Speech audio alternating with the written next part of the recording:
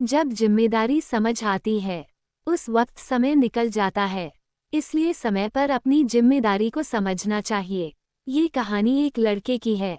वह कभी भी अपनी जिम्मेदारी नहीं समझता था, क्योंकि उसे लगता था अभी मेरे पास समय है, इसलिए वह कभी कोई काम नहीं करता था।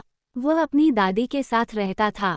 वह दादी उसे बहुत समझाया करती थी, तुम्हें अपनी जिम्मेदारी को समझना चाहिए। लेकिन वह कहता है अभी मेरे पास समय है, इसलिए मैं अभी कोई काम नहीं करना चाहता हूँ। दादी कहती है तुम्हें पता है तुम्हारे दोस्त भी अब काम करने लग गए हैं, क्या उन्हें नहीं लगता है उनके पास अभी बहुत समय है?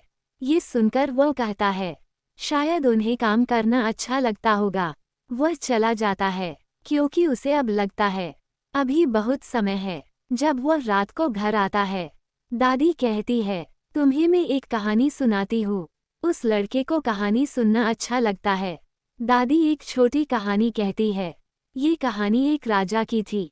जब राजा के पास बहुत अधिक धन हो गया था, वह कोई भी काम नहीं करता था। वह अपने काम सभी लोगों को दे चुका था, क्योंकि उसे अब लगता था वह मेरे सभी काम देख सकते हैं। लेकिन एक दिन राजा को ही पकड़ लिया गया था, क्योंकि राजा ने सभी लोगों को अपने काम दे दिए थे। वह सभी राजा का धन ले चुके थे। उन्हें पता चल गया था राजा को कोई भी ज्ञान नहीं है, वह अब कोई काम नहीं करते हैं, इसलिए वह लोग राजा को पकड़ चुके थे। यह इसलिए हुआ था क्योंकि राजा भी कोई काम स्वयं नहीं कर रहे थे। तुम्हें भी इस बात का ध्यान रखना होगा, जब तक तुम काम नहीं करते हो तब तक तुम्हें ज्ञान नहीं आएगा। जब तुम काम की शुरुआत कर दोगे, तुम्हें सब कुछ आ सकता है। उसके बाद तुम अपने काम पर ध्यान लगा सकते हो।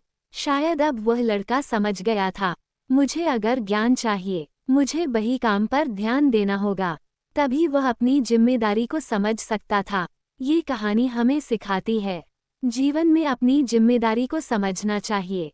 अगर आपको ये कहानी पसंद आई है तो आगे भी शेयर करें और कमेंट करके हमें बताएं। दोस्तों, ऐसी और कहानी सुनाने के लिए मेरे इस चैनल को सब्सक्राइब करें।